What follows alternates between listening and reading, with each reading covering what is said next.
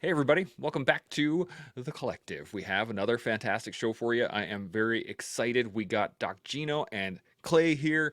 We are going to kick it hard today. So, if you haven't already, like the show, subscribe to the channel, hit the notification bell, do all that good stuff so you get your emails whenever these drops, which are Fridays, of course.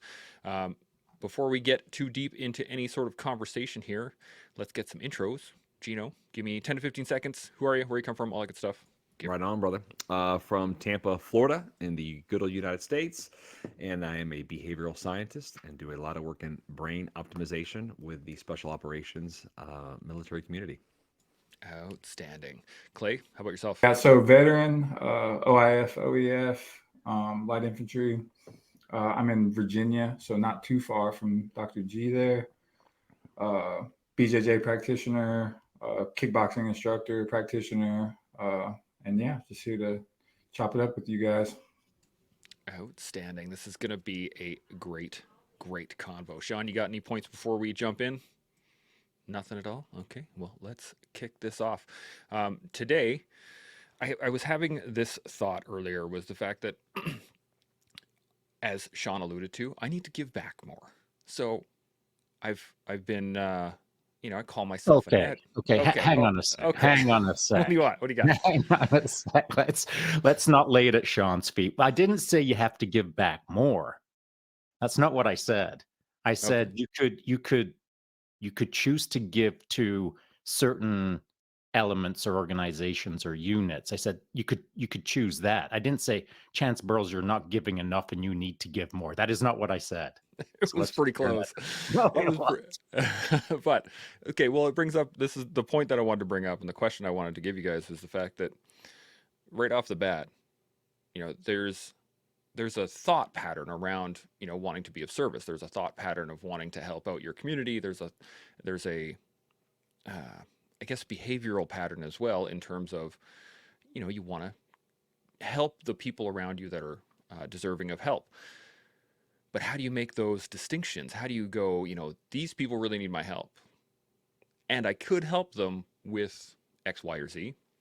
As an example, there was a homeless gentleman that used to live around where I used to live, and I would see him regularly at the Tim Hortons. I would every so often buy him a coffee, buy him a sandwich, whatever, just to kind of help him out in that moment. But I don't really know how else to help him in those moments. I gave him some socks one time, little things that I felt might assist him in his daily life. And then when I expand that into, say, teaching jujitsu or um, passing on some of the knowledge with the collective, things like that, how do you prioritize the time in your own life to benefit those around you without detracting from your own life, without sacrificing the things that you've set up, your family time, your house, your stuff like that? How do you draw that line? How do you find that within yourselves more so than anybody else? Gino, I'm going to come to you first. What do you think?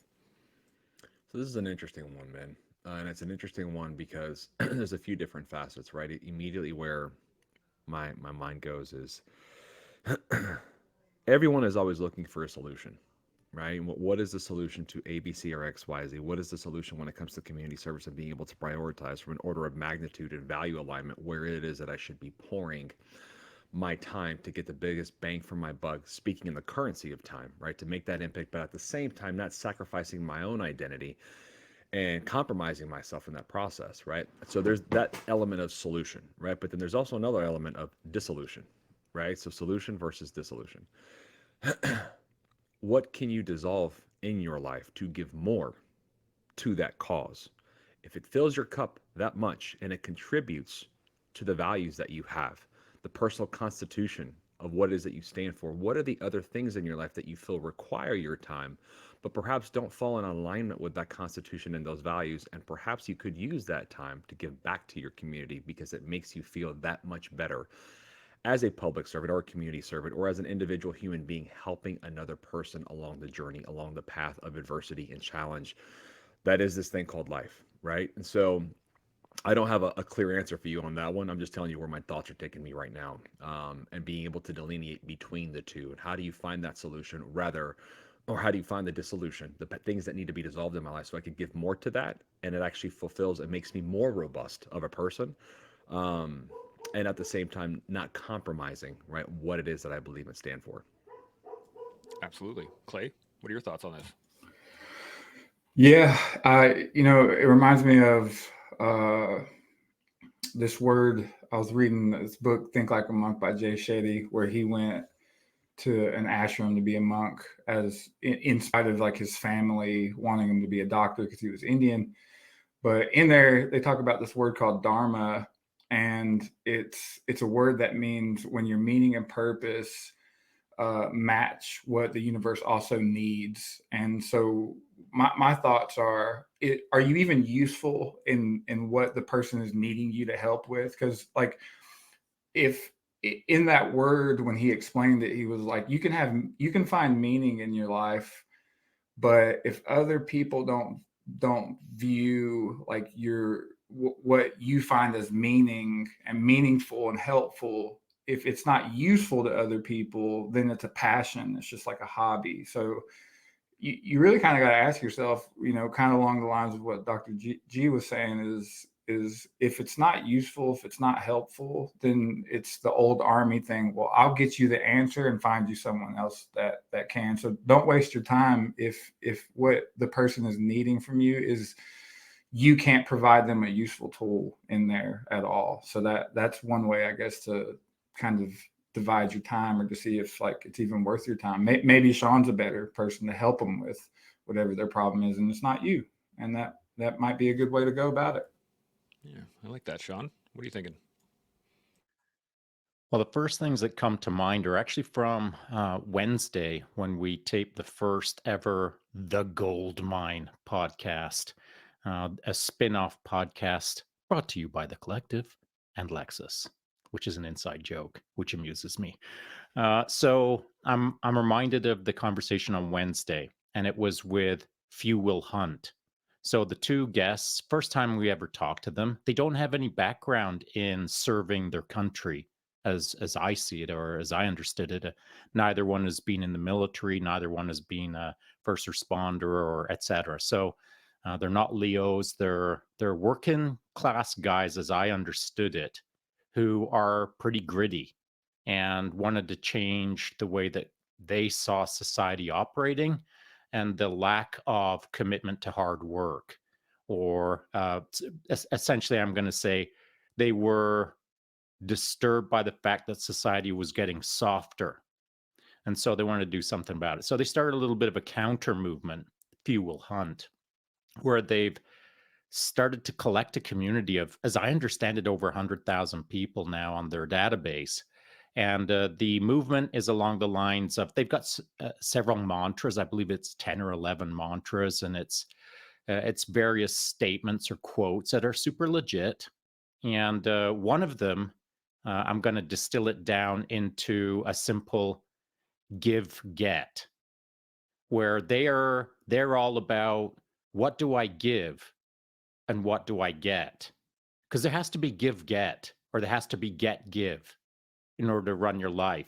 You cannot 100% give, because at some point, well, I'll speak for myself. I can't 100% give forever, because eventually I'll get irritated, I'll get annoyed, and then I'll get kind of like a bit annoyed that I'm not getting anything. So to give constantly sort of wears me down until I start thinking about, man, I'm pouring myself into this thing. What am I getting? And so getting doesn't always have to be a tangible thing like, you got a new Lexus. Getting can be a sense of satisfaction. So as I pour myself into something, give 100%, if I get the feeling that it's worth my time, that can be enough. Or if I get the feeling that someone's being helped, that can be enough. Or if I get something back in a feedback loop, because giving into a void, I know doesn't work for me. The get I need is some feedback. And that feedback can be like once a month, once every couple of weeks, once a week, whatever the case is, where I am reminded that I'm on the right trajectory, that what I'm doing works. So then it comes down to how much give do I give? Like, do I give 100%? Do I give 12%? Do I give 74%? Well, that's based on my life and how squared away my personal life is. As Doc G said, you can you can do things, but in order to do things, you've got to almost give up things in your personal life. And those give up things aren't like you don't give up your awesome life to do things for others. What you do is you hang on to your awesome life and you get rid of things that aren't serving you well personally. You need a little bit of slush fund. You need a little bit of slush time. You need a little bit of room to maneuver in your personal life to be able to go out and help others. And that personal movement box where you've got like some free, you've got some liberty to move in your day to day. We all need that in order to give our time to others. So if someone out there is feeling like they don't have much to give to others, it might be because you haven't given yourself enough time. You haven't created the time within yourself, that movement box. So rather than focusing on others, you need to focus on you. Square up your life, clean up your life, get your life organized, get squared away personally as a human being within your family unit, within your community, whatever it means to you. Tighten things up so you feel like I'm operating pretty well right now. And now I have some movement in my personal life that I can operate outside of my personal life for others. There's no way that the four of us could do what we're doing right now if our personal lives were so chaotic and messy and uncontrollable that we couldn't carve out a couple of hours to do this. If our lives were a disaster, we wouldn't own microphones. So for me, I feel that if my life is squared away, I have more to give to the external world. If my life is fragmented and messy, I have less time to give to the world. That's a great point. Do you got any additional thoughts on this? Oh man, I'm creating a smorgasbord of connections right now with what has been set up to this point, right? So I want to go back to Dharma just for a second, right? And Clay, one of the things that you said about that, and it's because it is a fascinating philosophical concept, right? But one of the main tenets there, right, is social responsibility, right? What does it mean to have social responsibility? Well, when you start peeling the layers back, I mean, Chance, to your point in the very beginning, right? This idea of if you can do something, you should, right? If I want to be of service, right? And you start thinking about that element, that word responsibility. Where does that word come from, right? Like it comes from the Latin word respondere, right? Which means to answer. You have to have an answer to something. Well, if I need to have an answer, it's my responsibility, right? I have to have something, right? Socially, there is an issue, there is a challenge, and I have an answer for it. Sean, to your point, is it a quid pro quo? Is it a tit for tat? Right? Am I getting something out of this? If I'm giving an answer to a social problem, and that social problem at that moment in time is this homeless individual that I'm going to help, right? And that's what I'm bringing to the table. What am I giving, which is time, energy, resources, and what am I getting? What is the measurement of currency that I'm utilizing? Is it the smile on his or her face? Is it the satisfaction that comes with, you know what, I did my social responsibility for the day and I feel good about myself? Because that's equally as valuable to look at myself in the mirror, and that contributes to those coins that build up self-confidence to know that I'm a productive member in society. That's incredible. But to your other point, at what area of this paradigm do I stop and take a step back and say, how much is too much, right? How much of my give, right, am I going to allot to this particular social issue that's directly in front of me?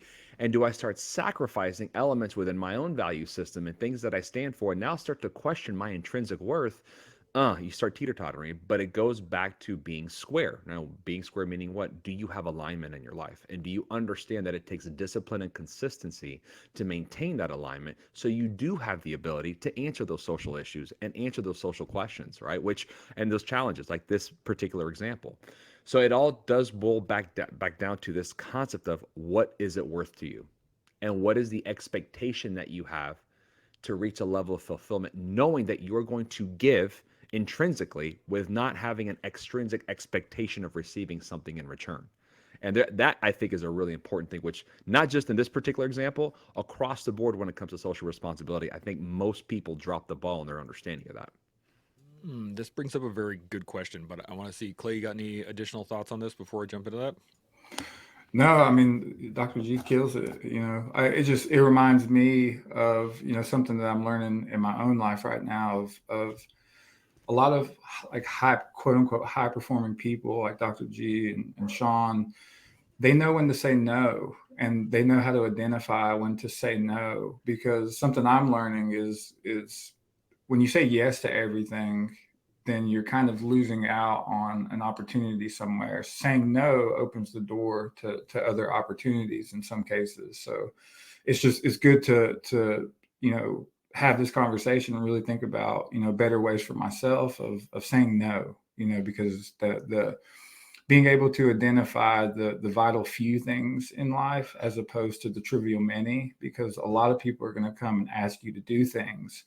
And sometimes we forget that our social responsibility sometimes is to say no, and not to rob people of their problems. So yeah, that's great. Thank you. That's a great point. Not robbing people of their problems, and I I have another example actually that just kind of clicked in my head here was the fact that I had a friend of mine reach out to me for many years ago, and him and I used to hang out way before I was even in the army. This is from when I was like a teenager, and he has not developed very far from where I separated and I went off to the military and I started doing my thing. So he's kind of the same guy he was 30 years ago, and he's struggling and needed help and wanted some money to get to a new place to do some things. And I'm not going to bore you guys with the story, but immediately, right off the bat, I was like, if I have the ability to help him, I do. But if I just fix his problem for him, he won't learn. And that I think is where he's gotten to, why he's gotten to the place where he's gotten to, is that all of his problems have been fixed by somebody else. He's never had to fix his own problems in order to develop. So I want to get your guys' thoughts on this, is that, drawing the line between people pleasing or, yeah, well, he's a friend of mine and I could help him, versus, sorry, man, sucks. Like, that sucks. Good luck. Because that could become across as extremely callous and very counterintuitive when you're wanting to be of service. Sean, you got any thoughts on this? Yeah, it's something that I've faced in the past, back in the day, over the years, and I kind of came to the realization or the conclusion that I just can't keep solving the problem for someone who has never started to solve their own problem. And I really love the way that Clay put that across, and I'm glad that you jumped on that chance, because it is something that I do see, not on the regular, but from time to time for sure. And I often categorize it callously, perhaps, as it's time for that dude to grow up. And I know that sounds harsh, but I mean, that's kind of what I think, is it's time for that dude to grow up. And what does that even mean? It doesn't mean that I'm going to abandon them. What it does mean is I'm going to freaking hold them accountable, because chances are they haven't been held accountable often enough or in the right way so that they can start making forward progress. And so if and I'm just going to spitball it. I don't know the guy, and I don't know his circumstances. I don't know how he contacted you, and I don't know the fullness of the moment. But if that guy reached out to me and said, "Hey, is there any chance that you could lend me some money because I got to move here to do that?" It would be, "Yeah, sure, I can. Come on over to my house. We'll figure out a way that you can earn that." My fence is in bad shape. Have you ever mowed a lawn? When's the last time you cleaned out a garage? Can you lift heavy things? Can you scrub things? Do you know how to cook? So I'm pretty sure that in short order, if that guy really needed the money, if he really wanted the money, he would come on over to my house and help out in a way that helps me and helps him. Give get. Now, I'm not going to have that guy jump through flaming hoops and lift all the heaviest things in my garage and put them up on top of my roof and unrealistic things to make him work like a dog. What I am going to do is make him work within his constraints or work within his abilities, but I'm going to push him a little bit. Going to make him work on his edges as he's moving heavy or light things, as he's scrubbing or not scrubbing things, whatever the case is, whatever he's doing, chances are I'll probably be doing it next to him. I won't want to freaking scrub things, but I'll probably get down on my hands and knees and scrub things with him because that's the time that the work is going to get done when I'm next to him, chirping in his ear and he's chirping in my ear. Then it's less about cleaning out the garage with me. Then it's more about we're going to work together to move you in a direction that is going to make life better for you. And while we're doing it, by the way, pal, we're going to be chirping. And so I think that there's an opportunity for anyone who wants to improve their lot in life, who reaches out to me and says, hey, can I get? Sure, but there'll be a give. And so that's for you and I to figure out in the moment, in the conversation, in the phone call, in the email, whatever the case is. But there has to be a give get. And what I will give is my time. What they will get is you'll be accountable to my time. And so everyone wins in that circumstance because I feel like I'm serving my purpose, which is to help my fellow man. I feel that they're gaining by having a conversation that is probably long overdue on accountability. And perhaps they'll learn enough to move to whatever they're supposed to be moving on to. But it'll be less about the money at that point, and it will be more about what they just earned.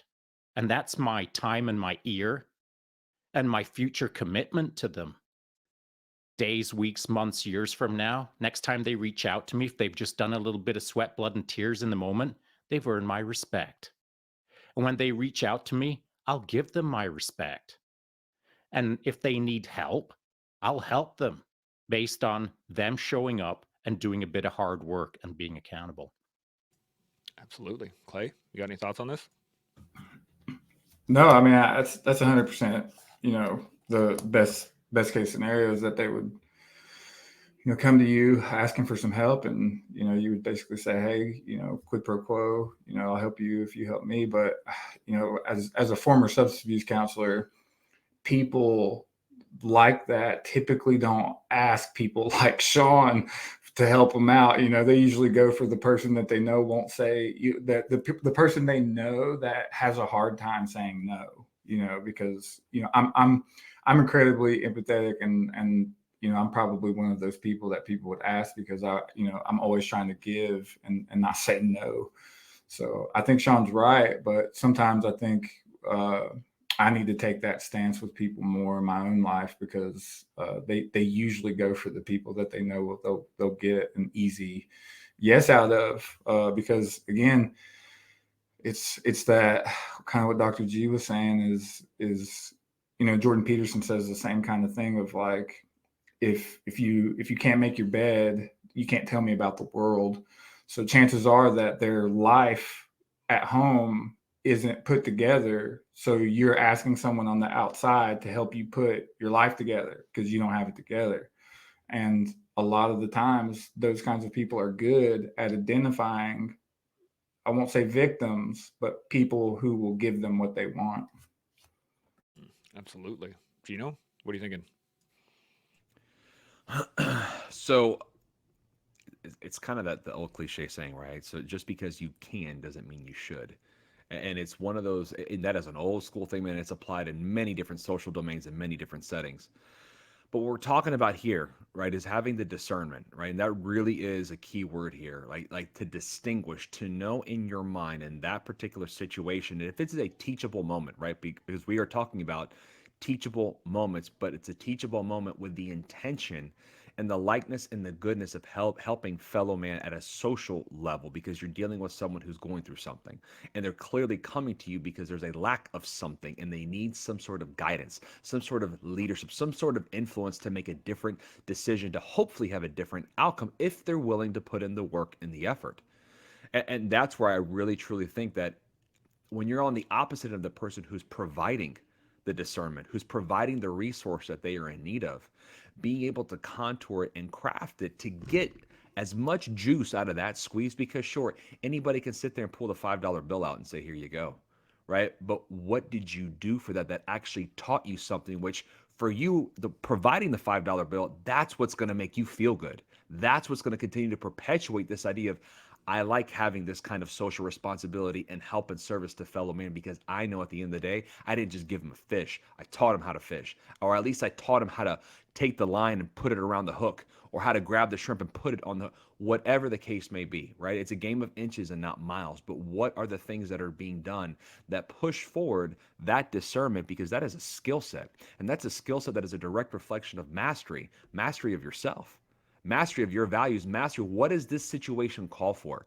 What does this person need? And how is it that I can get the most from an intrinsic perspective out of this interaction to teach them, show them, lead them? And at the same time, they get what they need to put that next foot forward. So that really boils back to, man, going back to the original thesis, right, of the conversation, being able to look at yourself. What are the expectations you have, and what are you willing to give? And do you have the skill set emotionally and psychologically to know what that particular situation calls for? So you continue to kindle that spirit and that fire within to continue to give, right? But at the same time, making sure that you're doing your part as someone who is productive and constructive as a citizen, right, within your particular community. That it brings up all kinds of things in my head right now, and I got so many stories. But the let me just switch myself over here. There we go. The thing that brings up right away is what Sean said: accountability together. That's what I really kind of clung to throughout all your guys' examples, was the fact that it's not so much about standing there holding someone accountable, right? You need to be accountable. Do your work. Here's some money, right?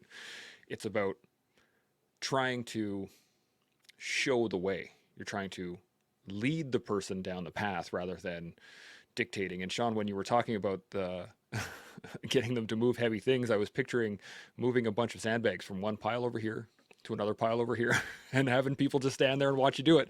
And that is a horrible feeling. But when people are doing it with you, man, those are some of the best conversations I ever had. When you're sitting there digging trenches together, or you're just hauling stuff or taking stuff down and putting stuff up. And I think that goes into how to, the difference between social justice versus social responsibility. Because there are lots of people out there in the world who are more than willing to call someone out for not doing something, or for doing it incorrectly, or for doing whatever. But rarely are they willing to lead through the muck, lead others through the muck to help fix it. And so I guess the question therein lies is, for somebody that's never been in that position to lead someone else through those moments, what would you tell them to help guide them through that path? Because I know there are lots of people out there that have struggled in those positions of like, should I help them? Should I not? How do I even start? Where do I even begin? And then because they don't know, they just don't. So they choose not to help because they don't know how to help. So what are you guys' thoughts on, I guess, instructing others or teaching others to help others, if that makes any sense? Gino, what do you think? That's a tough one, man, because I don't think that there's a universal response on that one, right? Just depending on what the circumstance and what the issue is. From a 40,000 foot view, the idea that there's someone in need and you're in a position to hopefully provide some sort of direction or guidance or resource, I think it goes well beyond, right, the thing that is immediately needed, right? What happened, what led to that moment in the decision-making process, right, that led them there, and focus on that. Focus on that conversation. Focus on unpacking Okay, so you need the $5. Got it, right? But what is everything leading up to that point? So it's not just that quid pro quo in a very fast manner. It's, I get you. All right, let's sit down and have this conversation. An example of this, right? So my wife and I, when we first started dating, not to go on off a tangent, but real quick, every Sunday we would have a neighborhood date where we would go out. We would stop by McDonald's, right? Not the most healthy choice in the entire world, right? But we would spend $20, buy $21 cheeseburgers, right?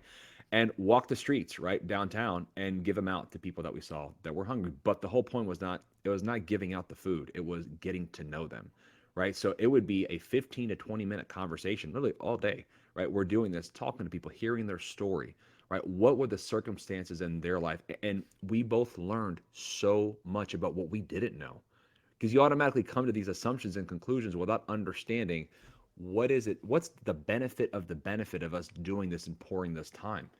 And you want to talk about filling a cup, right? And it wasn't so much about giving the cheeseburger, it was about having the conversation. So now go back next week and say, you know what, I remember what you were telling us, Fred, and what led to kind of where you're at. Here's a book, highly recommend you read this book, and I'm going to come back next week and we can talk about it, right? Oh, you're looking for a job, but your left arm, there's something wrong with it. No problem. This is a physician buddy of mine. He's willing to kind of have a conversation with you, see what he can do, right? It's going the extra mile, right? Outside of that immediacy. So if there was one thing that I would say is go deeper.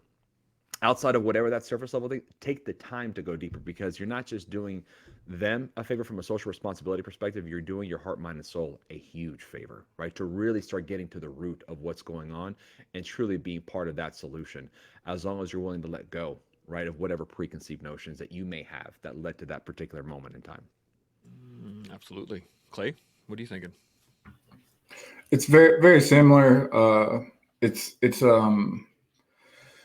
in the counseling field, they say to never give advice, right? So you don't give advice, but it reminds me of a saying of I will never tell anyone what to do. I will only help them explore their own mystery. So if I'm not giving advice and I don't, I think a person should not feel like they have to help. I think that they should, kind of what Dr. G is saying, just going deeper is just exploring their own answers, not giving them their own answers.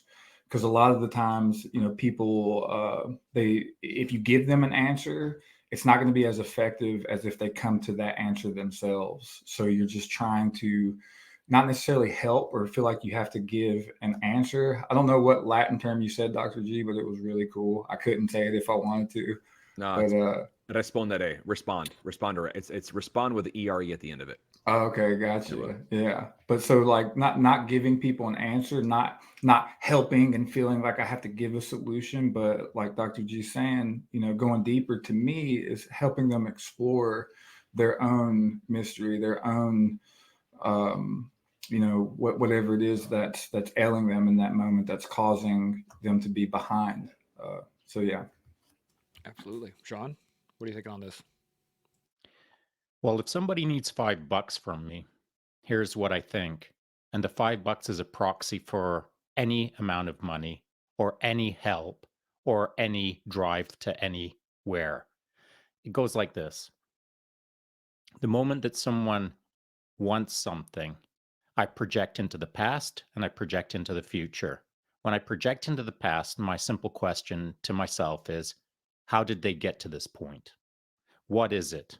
What is their past? What is their background? What is the friction point? What is the obstacle? What is it that caused them to be in this moment? So I try to understand rapidly, and I mean like in split seconds.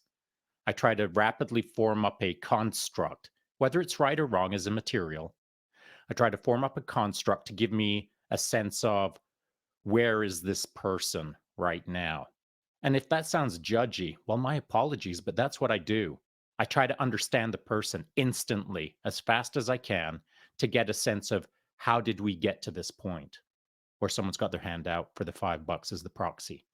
The very next thing I do is I instantly project into the future and determine if I invest.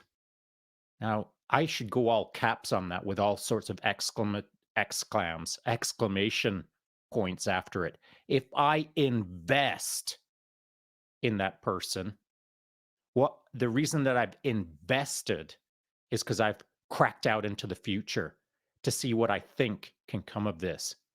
Because if I see this, the moment that I'm handing over $5 that's going straight to crack or meth or to something else, you're not getting my $5. But if I punch forward into the future and realize that my investment is going to either A, help that individual become better, or B, help society become better, then you get my $5. But the $5 won't come for free. The $5 will come with an attachment. And that attachment is me. And so in that moment, to Clay's point, I'll say something, man. Even if it's just a sentence. As I'm handing it over, I'll try to impart something of value for the moment that they're looking for some value from me. And that value, I don't know what it'll be in the moment, but I'll tell you how I determine it. I punch into the past and I punch into the future as I'm in the moment. And then when I've formed up my construct, my past and future construct, I'll be looking that person in the eye and I'll be handing out my $5 as I hand out verbally some, call it wisdom, advice, some thought, something attached to the $5 other than silence and $5. Because silence and $5 is like buying a lottery ticket. There's zero chance. Well, there's, I believe, chance. You said the chances of winning a lottery is like the same as being hit by an asteroid. Yeah. So as I hand over the $5 in silence, it's like an asteroid moment. However that person got in front of me, my $5 isn't going to change that. The $5 is just the proxy or the platform to me to be able to maybe change things. And so they're always going to get something from me connected to the $5. And let's pretend for a moment that I don't say a freaking thing. As I hand over that $5 and give them a look and a nod, I'll try to impart some vibe.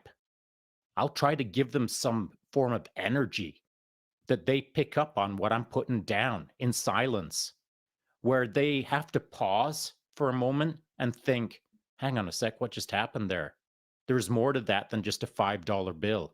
Why is that guy feeling that way, looking at me that way, smiling at me that way, nodding at me that way? Whatever it is that I got to do to connect something to the passive $5 moment. There has to be more active attached to the non-incident of the $5 if nothing is exchanged other than just the proxy of the moment. I hope that makes sense. Yeah. Gino, I can see the gears turning in your head, so I'm going to come to you here in a second. But this brings up a really great point to my original example. I was talking about, the homeless gentleman that was living near my house. Every so often I would, drive past him or I'd walk past him and I'd see he'd have like a lineup of coffees. He'd have 3 or 4 bagels kind of out beside due to people driving by and getting him something, because he would sit near the drive-through window, but not obtrusively. He wasn't aggressive or he wasn't in anybody's face. He was just there.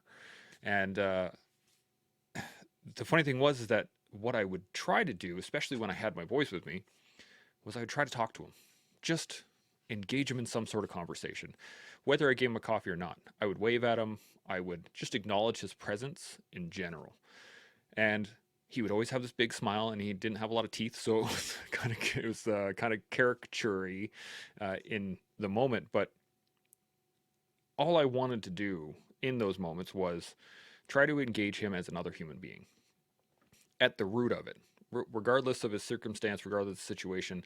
And I tried to remove any sort of preconceived notion of why or how or what he was doing when he was there, and tried to enter into a conversation that was in the moment. Hey man, how are you doing? What do you need? Is there anything that I can provide you? You guys, how's your socks? How are your pants? Can I get, do you need a sleeping bag? I have extra stuff. What do you need? And he would always come back to me, no, no, no, I'm good. Everything's cool. I'm happy. I'm loving life, all that stuff, even though I knew that he wasn't.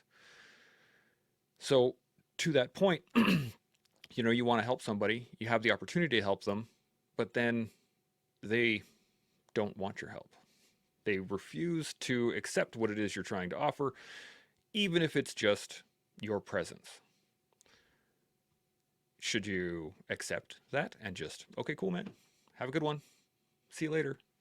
Should you push a little bit? Should you, like, where do you guys fall in on that line? Because I know it's subjective and I know each one person's going to invest their time the way they see it, but what do you guys think? Where would you sit on that? Clay, I'm going to start with you first, actually. Then I'm going to come to you, Gino.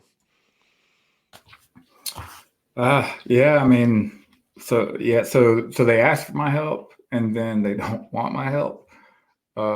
That's a tough one. It's a tough moment. I mean, I think ultimately, the person, whoever they are, there probably is, you either know them and that's why they're coming to you for help in the first place. And if you don't know them, then going deeper, or essentially like you're talking about the homeless gentleman, just getting to know them.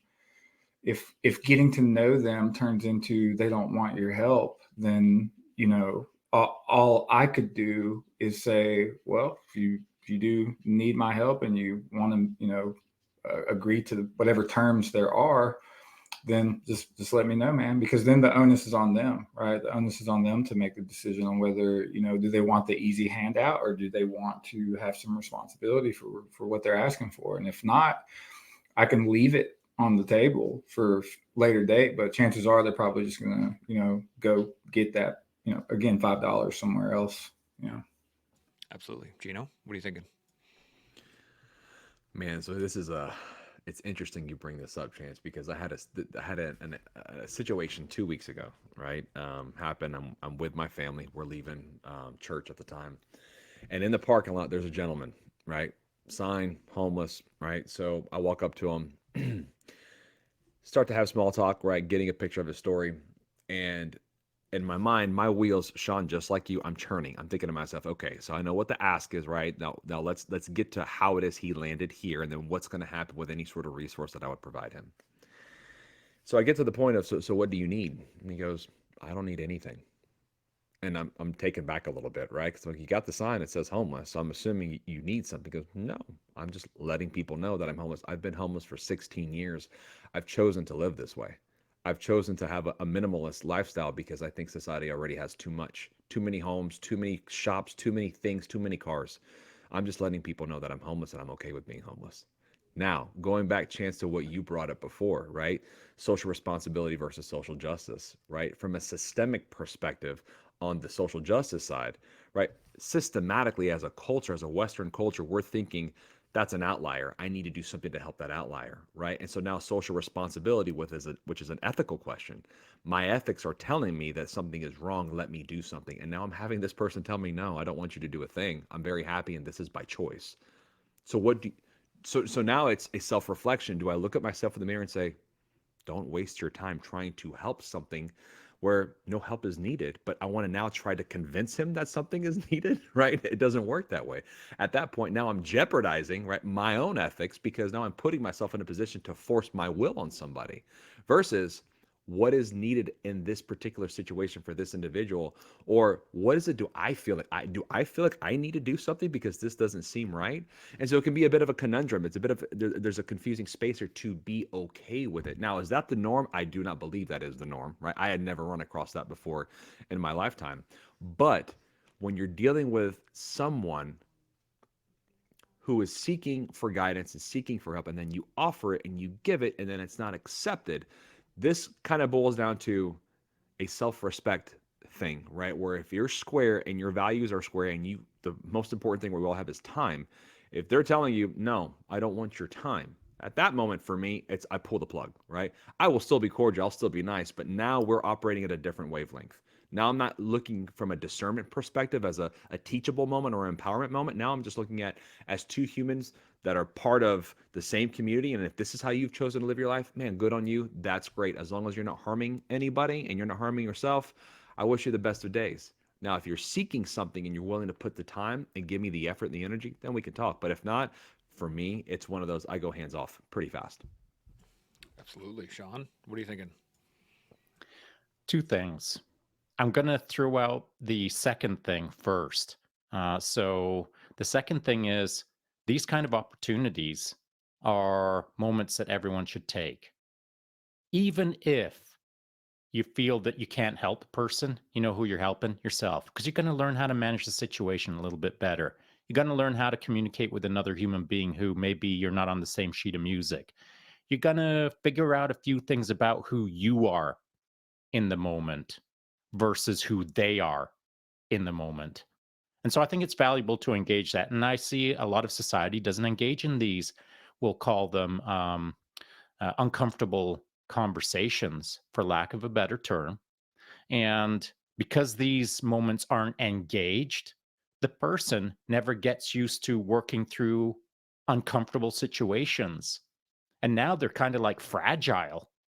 Now they're getting into their car, driving to their safe space where they will absolutely never interact with anyone because it always feels a bit uncomfortable. And then from their safe space, they drive right back to their home, and they're not hanging out, not only in their community, but they're not hanging out with the human species. They're playing it so safe that they don't know how to be uncomfortable. So the more of these kind of conversations that someone would have in a church parking lot, the more comfortable a person becomes with other human beings. And not just comfortable, but learns perhaps an entire different language of how to talk with another person. Because you can learn how to talk in a corporate setting. You can learn how to talk with your brohemos. But when's the last time you learned how to talk with a random dude with a sign in a church parking lot? Probably not that often. It's probably not on your resume, but it should be. Because those are the life lessons, man. Those are the gems. These are golden opportunities where you bump into something that you don't understand. You understand your water cooler moment. Everyone understands the cubicle space because you've been living it for so long. But the moment you see the anomaly, you get to choose, I'm going to engage in that and learn versus what is even going on there. I'm running to my car because that doesn't look right. Back to my safe space. And so kudos to you, Doc G, for heading over there and having that conversation and trying to figure it out, not just for them, but for you. I mean, it's a great opportunity. Huge, huge. So that's my second thought. My first thought is going back to, well, why bother investing any time in anyone? Because again, we can all drive safely around the world and not interact. And I think, to my second point, most people look at life as what's in it for me? Me, center of the universe. What's in it for me? If I walk over to that person and have a conversation, what am I going to get? And I've already said get, give is important, but it shouldn't be your focus. What do I get? The focus should be what's in it for the team at a higher level, as I see it. So if I see a guy in a church parking lot with a sign and I'm walking over to him, I'm curious as to what's going on. But my higher order of interest, my higher calling, for lack of a better term, is to determine who this dude is and how it's going to impact the team. Like, how's it going to impact the 100 people behind me all walking out of the church, as an example? Like, I want to get in front of that and just make sure things are good to go. And while I'm making sure things are good to go, that it's not some random crazy with 3 9mm tucked in his waistband. I'm just going to saunter over there and say, hey, how you doing? Because I'm thinking at a higher level. And then when I realize it's a threat, no threat sort of scenario, then I'm going to level it down to nice to meet you. And then depending on what I get, I'm going to take the conversation in a place that we're both going to gain from. So now to you, Chance, you talked about the guy who's constantly in front of the drive-in, or maybe not constantly, but on a fairly regular basis in front of the drive-in. He's just standing off to the side. He's not bugging anyone. And you put down your window and you say, hey, how can I help you? I don't need anything. Well, that's nonsense. Otherwise, you wouldn't be standing there. Chances are he's just there to panhandle for cash because He's tired of all the coffees that are lined up. He's tired of all the bagels that are lined up. He's still standing there. It's probably not, he's not there for the jeans. He's not there for the sleeping bag. He's there for cash or human interaction. And so when my window goes down and I say to that dude, hey, how can I help you? And he says, you can't help me. My next question to him is, well, why are you here? Did you ever ask him, why are you here? Did you? What did he say, Chance? He he said that he really likes this space and he wanted to make sure that everybody was okay here. And interestingly enough, what he would do, there were some other homeless individuals that were in the area that were less cordial. They were much more aggressive, and they were, I wouldn't say so much as dangerous, but sketchy. Let's put it that way. And so he really liked this area and wanted to make sure that none of those guys intruded upon that area, which I thought was super cool. Right. So he claimed his territory and he was going to make it safe Yes. for everyone. And that's how he felt good about his life, maybe. I mean, I'm drawing loose comparisons, of course. It could be all a pile of nonsense, but maybe he just wanted to feel like part of something, part of a community. And so as soon as you rapidly make that determination, okay, I see what this guy's story is. I see what drives him. I see what makes him happy. I see why he's standing here in the cold. It's easy to build out on that stuff.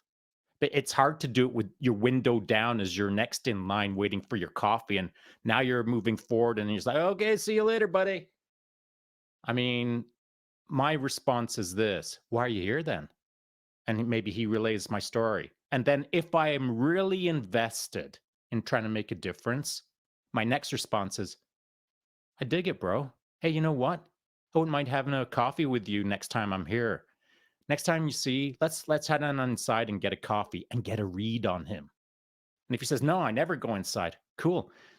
You want to come over to my house? And I know that's a long shot. Maybe I wouldn't offer it. Maybe I would. It depends. I probably wouldn't if he's a freak. I'm just saying.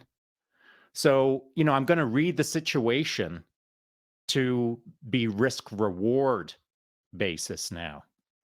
But if I think the risk is acceptable for me to offer to meet him either inside or across the street or a restaurant of his choice, like if I really want to make a difference, then I'm going to further invest in this dude. And I'm going to get it to a point where he's comfortable with me, I'm comfortable with him, he's comfortable in his community, and I get to learn more about him. And so maybe I'll be able to move the needle for him so that he doesn't feel obligated to stand in front of his coffee shop territory and defend it against every other homeless person who's maybe too aggressive for the coffee lineup. Maybe I can help improve his life so that then he's got a job, then he's got a place, then he's got a thing, then he's whatever. Then he's the guy in the car driving up to the coffee shop. But maybe he doesn't want that at all. Maybe he just hates modern technology. He never wanted to drive a vehicle. These are all curious moments for me. These are all things that isn't just me trying to help him 100%. It's me looking at life a little bit deeper and trying to understand our species. Not just a dude, but humans as a whole. And I got to say it, that I've faced enough humans in my life. I've learned from enough humans in my life that nowadays at my age, I'm more fascinated by the extreme edges here and here. I'm more interested in the guy who's standing in front of the coffee shop trying to get $5 than I am the person stepping out of their BMW SUV. That person bores me, quite frankly, because I've met a million of them. But the dude who wants $5 but doesn't want anything for it, that sets off my anomaly radar. That doesn't turn into a threat radar. It turns into an interest radar because it's new, it's novel, it's something that I can learn from and get better for. That's how I see these moments. Love it. Gino, you got any additional thoughts on this? No, man, I think, it's, I'm right there with you, Sean. It's fascinating, right? Because in order to be an outlier like that, right? And accept being an outlier like that, putting yourself in their shoes, right? This idea of like the emic versus the eic, right? Insider versus outsider. If you can put yourself or attempt to try, right, to understand what their psychology, what life dealt them, right? And the decisions that they made, the choices that it's just not something that for us that have done the corporate grind, have done the societal expectations and the norms to fall right into the meeting of that bell curve instead of being on the edges. It begs the question, man, like what was it that happened, right? What is the thing, what is the way in which you have approached life, right? To where the culmination of it, the manifestation is this moment right here and right now. And it is some of the best conversations that I have ever had have been with folks that are in the outlier. And I have learned so much. And I have been blessed to be around some seriously brilliant people that make me feel like a kindergartner, right? And some of the best conversations, some of the wisest discussions I have had are people on the outlier that have never stepped foot into an academic institution, that have never stepped foot into a corporate environment, right? And so the way in which they go about life, the flavor at which that they taste things, it's different, right? And that different is a good thing if you're down with the whole concept of true and authentic growth in this thing being a human being. Absolutely. Clay, you got any additional points on this one? Yeah. So just to be clear, the person that we're talking about here is an outlier among the outliers of homeless people, because don't get it twisted, there are schizoaffective people out there, and the reason that they're homeless is because 100%. they're crazy. I've been locked, not locked in the building, but my job was to be in a government funded facility for substance abuse, where a lot of those people come in, and very few of those people are, have that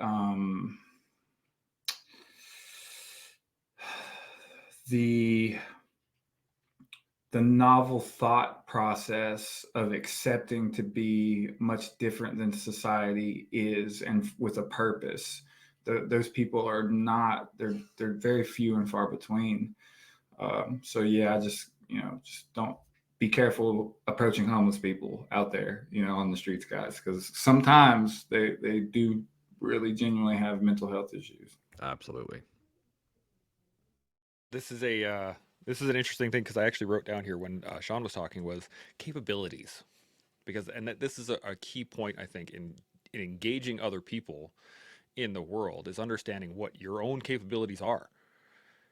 Are you able to have that conversation? Are you able to defend yourself if it goes sideways? Are you, like, for Sean, you have years of martial arts training, you have many courses and lots of experience and lots of time engaging other people in all manners of physical and non-physical and psychological endeavors. Same thing for you, Gino. Same thing with you, Clay. Like, we come from backgrounds where we engage people not only physically but intellectually regularly. For the average person, I don't think they do that very often. It actually brings up an interesting thought. My wife showed me a video the other day of kind of a mock setup where they have a kid walking in public in front of, like a kind of a small crowd of people, and a gentleman comes in, picks up the kid, and like runs off into an alley. And the people walking down the street don't do anything. They barely even look up from their phones, or they'll kind of like up, and then they'll keep walking, and they'll just blinders up, not going to deal with it. And I was talking to my wife about this, saying that, the average person doesn't have the capability to handle that situation. Like, what are they going to do? Hey, you, stop. And then what from there, right? Do they have the physical capability to handle the situation? Do they have the mental capacity to handle that? All these questions kind of lay into it. So, at least in my mind, I think more people should be more capable, but how do we engage those situations that we don't have the capability for, and we know we don't have the capability for? Clay, I'm going to start with you. What do you think? Yeah, I don't know, but something that kind of, so if I had a 13-year-old and he was like, "Hey, Clay, come over here and talk to this homeless person with me," I'd be like, "Nah, kid, you probably need to learn a little bit more about life." But if Sean or Dr. Gino was like, "Hey, I'm kind of curious about this homeless guy. Let's go over there and talk to him. I'll be like, yeah, sure. I got your back, got your six. So I think an important part to this that I want to hit on is, Dr. G and Sean are infinitely curious about human beings. So their representative heuristics or their mental shortcuts, they're very sound. They can look, like Sean was saying, and make an assessment because that's what they do all the time. I mean, Dr. Gino is a behavioral scientist, essentially. I mean, but not everyone does that. And I think that is a good point to really dial in, is that, Sean was kind of saying that maybe we should spend more time being curious about that person, because then we'll be able to have mental processes that'll help us make those shortcuts in assessment a little bit quicker in our lives. And that would be, incredibly beneficial, I think, for everyone. But that was my thought. Absolutely. Gino, what are you thinking? Man, I can't thank you both enough for highlighting that, because that's often something, right, within my own introspection, I forget, especially we start riffing like this, right? And I get excited because my creative juices get flowing. And then I stop to think like, okay, but I'm talking about me right now, like what I would do and how I go about it, as compared to folks, right, that don't occupy the kind of space that we're in. And I mean, Chance, you hit the nail on the head, man. Like, confidence, there's no way in a million years, like if you were to ask me right now, okay, gee, if you were to, in that same situation, would you be okay with your wife going over there and having that conversation? Abso-freaking-lutely not. Like, not in a million years, right? My mother, my father, same thing. Like, nobody, right, in my would I feel comfortable, right? Because there's a level, right, of conflict resolution, one way or the other, that I'm very comfortable in, right? I know what I'm looking for. I'm bladed when I'm talking. I don't get too close. I'm carrying weapons, like, but that's not my intention. But I also know if it goes there, then I'm equipped to deal with it. But I'm genuinely curious. But I also know that I have the confidence on the back end to deal with it if it does go south. And I want to be the person to deal with it if it does go south, not somebody else. So that makes I'm so glad you guys brought that up, because I'm literally sitting here kicking myself like, oh my gosh, yeah. Like, no, most people out there, you're 110% right. And Chance, I know the video clip that you're talking about with the guy that comes, scoops the kid, and that is the norm, right? In our current times, most people, they're not equipped. They don't carry the mentality. They don't carry the confidence and the skill set. To your point, I wish they did. I think we need more people who are very capable from a situational awareness perspective and a proactive approach to those things, but that's just not the case. So on the average, how would I tell someone that may not be equipped to interact? I wouldn't. Truth be told, I wouldn't. I would tell you, I would err on the side of caution on that one, right? And you could chop that up a few different ways, but safety always first, right? In those situations, Clay, you're right. Most people that are out there in those situations, it's a little rigid, man. It's a little rough, right, with how they got to that point. And if you're not dialed in, man, on how to deal with that, don't even step foot in that arena. It's like, would I have someone who's been in the jiu-jitsu gym training for 3 or 4 months get ready to go, like, all right, I'm ready for Abu Dhabi? No. 110% you are not, right? So yeah, man, that's what comes to mind. Absolutely. Sean, what are you thinking? Yeah, you're qualified to drive me to the airport to Abu Dhabi and then head home. That's about it. Exactly. Hey, I'm with Doc G. I'm super glad that you cleaned that up and raised that point, because I'm kind of kicking myself as well for not as a prologue or as a waiver or a rider attached to what I said, just simply proclaim that if he ain't me, don't do me. But you can become like me or better than me, or you maybe already are better than me at this. I don't know. But you can edge your way towards getting better at this. And by edge, I mean edge, little bit by little bit. Because let's just use Doc G and myself as the example. If we're walking up on that dude who's standing in front of the parking lot with a large sign and we don't know what his dealio is, well, we're going to do it the way that we're going to do it, and it's going to be done right, we'll call it. Whereas my wife absolutely wouldn't know what to do in that situation. And quite frankly, I probably wouldn't be too keen to let her saunter over there and just say, hi, how you doing? It's just not in her nature to wander over and not understand what's going on and simply just engaging like that. So, and I'm glad for it. So maybe there was a day when I was a young kid that I was also not the person who would saunter over and say, "Hey, buddy, what's up?" But I am now. And that's through a process. That's through millions of iterations of that process, doing it right, doing it wrong, refining it, becoming more skilled, becoming more confident, becoming more capable, being able to look someone in the eye and have had half a conversation before you even reach out your hand to shake it. It takes time, man. It takes time. But I can assure you of this, you'll never get better at it until you start trying to get better at it. And so that goes back to the point I was making earlier. If you jump in your SUV and drive to your safe space and do your work, and then from your safe space, you drive back to your house and you never interact with the human species, for sure, you'll never be the dude who should walk up in that parking lot to that homeless guy and say, "Hey, what's up, bro, hemo?" Because you don't have the skill set. But if you edge your way into it, let's say you jump in your SUV and you head to your safe space workplace, and for lunch, you decide to not always eat your sandwich at your desk. You go downstairs and go outside and go next to the bistro. And on your way to the bistro, you pass some homeless people and you think, "Whoa, how would I even, I don't want, don't lock eyes with them," or whatever runs through your head. Day after day, week after week, month after month, as you expose yourself to these situations more and more frequently, the abnormal becomes the normal. And then there's no freak out if you see someone who makes you uncomfortable. All of a sudden, it's normal. And then you just keep edging your way into the abnormal with, as you're walking by, maybe you lock eyes and give a little nod and continue on.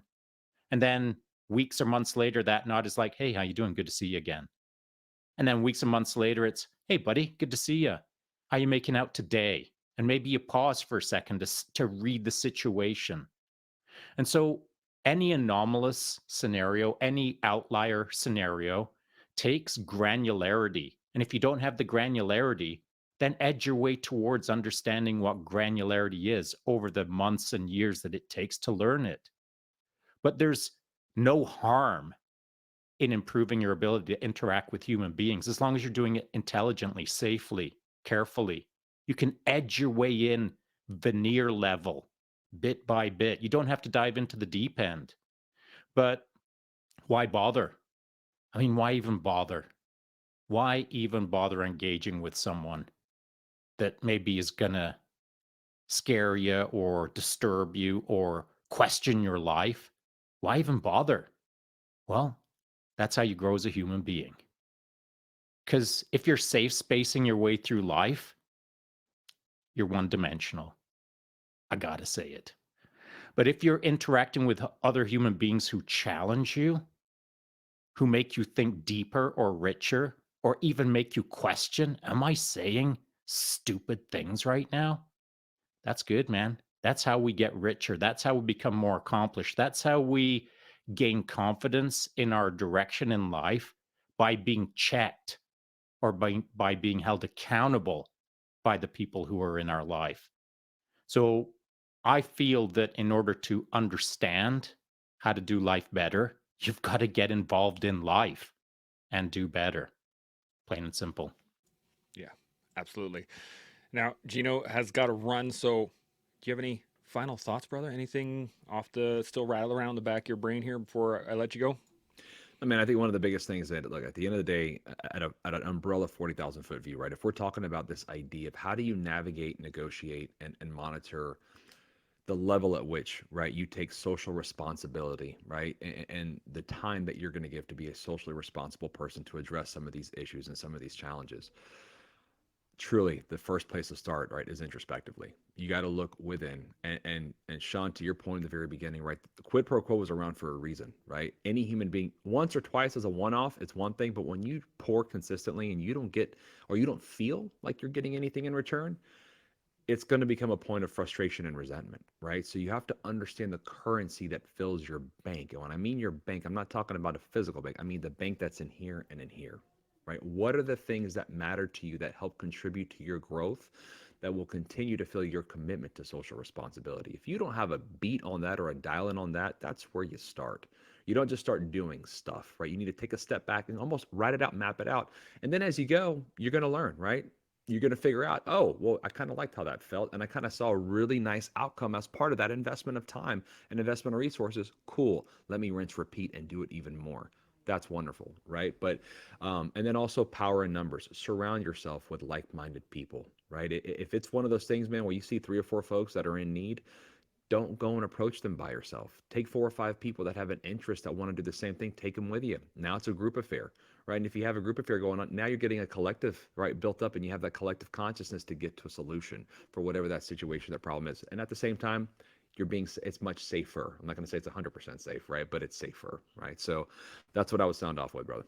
Absolutely. Well, I really do appreciate you joining us, man. It is Absolutely, man. always Love these. good chatting with you.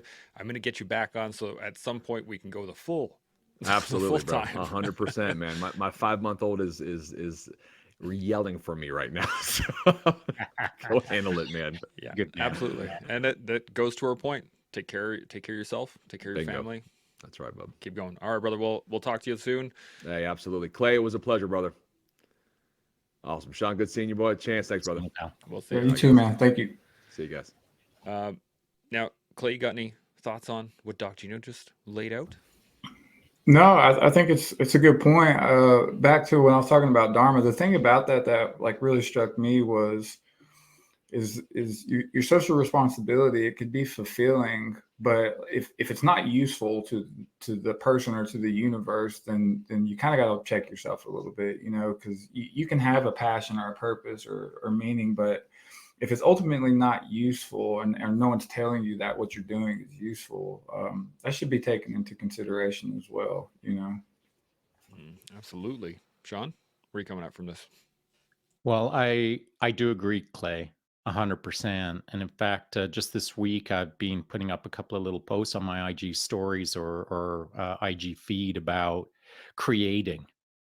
Why create? Why even bother creating anything in this world? I feel that as I look back on my life and consider my weeks and months that unfold in front of me in the future, I'm more focused on creating than I am just doing, living, experiencing. I want to create. I want to leave something behind, not for my family, not for my whatever this stupid word legacy. I'm not creating for that. I just feel the need to leave something behind that's tangible, something that will inspire someone else, something that will be helpful to society, something that has someone kind of scratch their head and think, I'd like to give that a try. I feel that's scale rather than one on one. Through Instagram, leaving just little quotes, my own personal quotes or my own personal content, if it inspires a scale of people to maybe run a richer life or explore a world that they've never seen before, such as AI art or whatever the case is, I like it, man. I like the idea of not just doing one on one anymore. I like the idea of scale from one. And I really feel that that's the power of social media when it's done right. So that's what I'm thinking about on the creating sense. But back to the video clip, which I haven't seen, of someone, grabbing someone's kids and running off, and how everyone kind of big rabbit eyes and freezes and doesn't know what to do. Well, it happened to me when we were in Vietnam. We spent 6 weeks in Vietnam as a family. We hadn't been there too long. We're in a little place called Hoi An.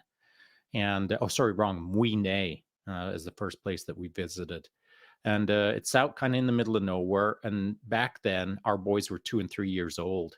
So this is going back 16, 17 years. And back then, Vietnam was not the Vietnam of today. It was a little more less touristed, I'll call it. And so Doreen and I were walking down a back alley with the boys and just hanging onto our fingers. And these 2 old ladies were walking down the back alley as well, locals. And they saw the boys and they're like, oh, and they're pinching their little cheeks and, rubbing their little blonde hair and doing the whole thing. And then, they kind of, can we hold? Can we hold? And so, let these older ladies hang on to the boys and they're, oh, pinching their cheeks. And then they both turned around and started running down the back alley. And I looked at my wife And she looked at me and she did this. And that's the last face I saw, was her doing this. Because what I did was, wow, target lock, didn't say a word, and just started speed walking after the ladies. Because I didn't want to like yell at them and say, hey, I'm coming to kick your ass. Those are my kids. I'm going to do a Liam Neeson. What I did was start speed walking after them. And then they jumped into a building and disappeared. I was like, what? So then I started running, not fast, not a panic run, just a little jog. But when I entered that building, it was like tier 1 entrance. Like everyone is going to get it right now.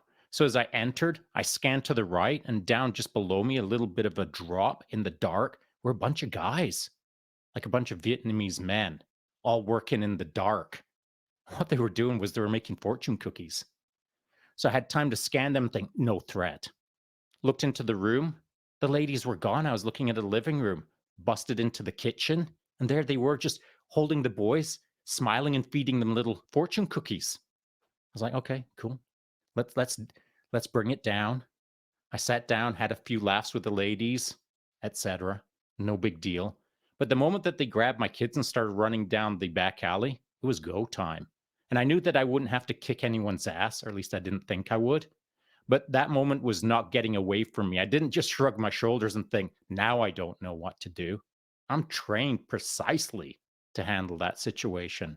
And so the reason that I can engage in these moments, the reason, probably unlike the video that you're talking about where everyone freezes, is because I was taught not to freeze.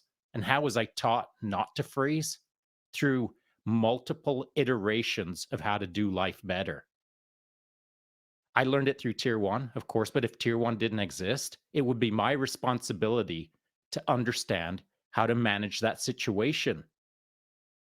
I mean, as a dad, if I thought that there were going to be problems that were facing me in the future like that, if I thought that that was going to be a problem, I'm getting to work on that problem today. I'm not going to shrug my shoulders when the moment comes and think, geez, I wish I would have got to work on that. And I know that these kind of anomalous threats, they're so outlier, they're so extreme that it isn't common practice for sure. But I think if you've got a concern in your life that kind of chews away at the back of your head, like, I don't know what I would do, that's going to be a scary moment, I'd get to work on it as a dad so that I feel more comfortable in the moment in the future. Absolutely. It brings up a really interesting point. Clay, you got any thoughts on this at all? No. Let's hit the point. What you got? My question is, maybe it's not a question, more as a statement, but the average person who has never engaged in these types of thought patterns, or never really engaged in the extremes of of their bandwidth, right? They have the blinders up, whatever you want to say. The average everyday person who has lived their life in a pretty safe manner, let's say the average North American, right? The most extreme thing they may have seen is like a car accident, something like that, where it's traumatic, sure, but it is still under controlled circumstances, and people still engage in a controlled manner, where we get into a car accident. Oh, dang, pull up. We're off the side of the road. We're gonna get out. We're gonna hand insurance to each other. We're gonna do all the things that you're supposed to do in those moments. Having never experienced anything of that sort before, having never even thought of it, to just the thought of it now, by listening to this conversation, might cause people to, I don't even know what I would do, and bury their heads in the sand even further. Or, to Sean's point, somebody might go, "Oh man, I got to work on some stuff," and get started thinking about it, or taking action on it. But I think the average person would probably bury their head in the sand a little harder. They would just not want to engage in that, due to the fact that they'd have to start at ground zero, right? If I think, what was it, the movie Sound of Freedom? They were talking about, the whole movie's all about kidnapping, and I can't remember the term for it right now, but whatever, taking kids and putting them in slavery basically for other things. That movie was almost pushed down because people don't want to hear about it. They don't want to know that the world is dangerous. They don't want to have that understanding. They want to keep the blinders on, if that makes sense. And so I'm wondering, through the podcast, through the conversations, through these engagements, how do we get people to want to take the blinders off? Because it's a dangerous world out there. And if you've never seen it was dangerous for the last 40 years and all of a sudden you realize how dangerous it is, it can be very overwhelming. So, as martial arts instructors, as people who deal with physical confrontation on a regular basis and who have dealt with these situations, where would you get people to start? How would you get people to engage in that day one rather than just bury their heads farther into the sand? Clay, what do you think? Yeah, I mean, I don't know if there's necessarily like an action item or a thing that I could say like go do. I just when you listen to Sean and you talk about these kinds of things, the theme, it seems, is that it's hard in a lot of ways for most people to deal with uncertainty. Because on the flip side of that is novelty and new things, and that's scary, right? And then uncertainty is scary, and you can chop it up to tier one, but you could also chop it up to, I would guess that most tier one guys are incredibly curious, and they kind of lean towards novelty as like a means of just life. Like, this is how I live. I want to, I won't say prepare, because I hate like people like get this over like dramatic view of preparation, like we're just always digging foxholes in their backyard or whatever. But preparing for uncertainty is, and foremost, understanding yourself and understanding that life is uncertain and things can happen that you don't plan for. So you prepare to prepare to prepare. You plan, you focus on that. But when that becomes your life, when you've done it for as many years as like Sean's done it or other guys have done it, you kind of start to enjoy the novelty of life. And like rightfully so too, because when I went to that Jordan Peterson Academy and I saw Seb there, which was crazy. I wish we would have got a picture, but one thing that Dr. Belangelo said was, and he's a neuroscientist at Harvard, was neuroplasticity still happens in our later years. There was a period of time where they said that like it stopped, at a certain age. But what I guess evokes neuroplasticity is exposure to novelty, and they actually like older people should do more novel things like puzzles, etc. So it just seems like not steering away from uncertainty and having the fortitude, those words like fortitude and responsibility, accountability, people, it's like it turns people away sometimes. But having the open-mindedness to seek out new things that may be difficult is where you should start. And now, however that looks like for you, it's Sean hit the nail on the head. It's like the thing that scares you, try to go do that, right? Like that's safely and in doses. You don't want to go too far too fast, but try novel things. Embrace uncertainty in some sense, and that would be a start. Absolutely. Sean, what are you thinking? I'm thinking that Clay said that very well, and it's hard to add anything more to it other than, to Clay's point, it's flipping the script on, do I want to face the unknown or do I want to face the novel? And it's just a mindset. It's really just a word. But those words, the unknown versus the novel, it's words that we use in our heads that stop us from doing a lot of things. And so we've got two brains, the Mark I eyeballs. We've got two brains that are attached to these two stalks that are located in the front of our big old brain. So we've got 3 brains, really. If you call the GI tract part of the brain as well, we've got 4 brains. We'll keep things simple to 3. We've got 2 brains called our eyeballs, and we've got our big brain that's connected to them. So our Mark 1 eyeballs see what it sees, but it just gathers data, man.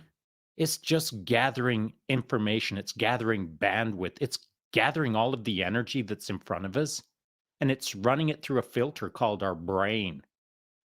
And our brain recognizes patterns. And the more patterns we've seen, the more neuroplasticity we've got, the more rapidly and easily available it is for us to see the reality of the moment in front of us, see the threat, no threat, rather than overlay a interpretation of the moment based on having 0 experience. That person holding the homeless sign could be like a mass murderer in your mind. But that's just because you just haven't been in the game long enough. You haven't faced enough novel information enough to be able to patternize it and offload it and think non-factor. I understand what's going on over there. Now I'm going to see what's up with over there and see what I can learn. More new novel bandwidth, more new data. And so the more data you build into your life, the more novel experiences you build into your life, the easier it is to do it. It's like anything. If you jump on your bike with trainer wheels when you're a kid, you didn't know how to ride a bike. But if you do it for a few years, you can't even believe it's laughable how easy it is to ride a bike. But everyone's got to learn. Everyone's got to take off the training wheels. Everyone's got to fall down and skin their knee a few times to better understand how to live the life that's right for them. But I think that people nowadays, our modern world, are engaging in that less. And here's why I think that is. Because of the fear industry, the industry of fear that is being rapidly created on the internet. I just saw a post this morning. It was about how, oh my goodness, I'll try to keep this sanitized. I'll try to keep it clean without putting any names in there. But I saw this post this morning, and it was about a guy talking about how Canada as a whole is facing a massive problem with censorship on news media, news feeds, and how our government is controlling what we get to see and read, and it's all being shaped so that the new world order can take over. Some sort of bizarre conspiratorial nonsense where our government hates us and it's directly working against us, which is, I mean, it's crazy talk. It's about Bill C-18, and Bill C-18 simply is the exact opposite of what the conspiratorialist fear-mongers are portraying, that our government is controlling us. It's got nothing to do with that. It's got everything to do with Bill C-18 being a control to stop American companies getting a free ride in Canada. They want American companies like Google or Meta, as the example, Facebook will call it. They want those companies to pay a certain amount of money, a small tax, we'll call it, to keep pushing their content into Canada. So it is not Canada that is stopping the delivery of information. It is the American companies that are refusing to deliver that information because now they're being held accountable for their free ride and getting to say whatever they want to say. So they can continue to say whatever they want to say.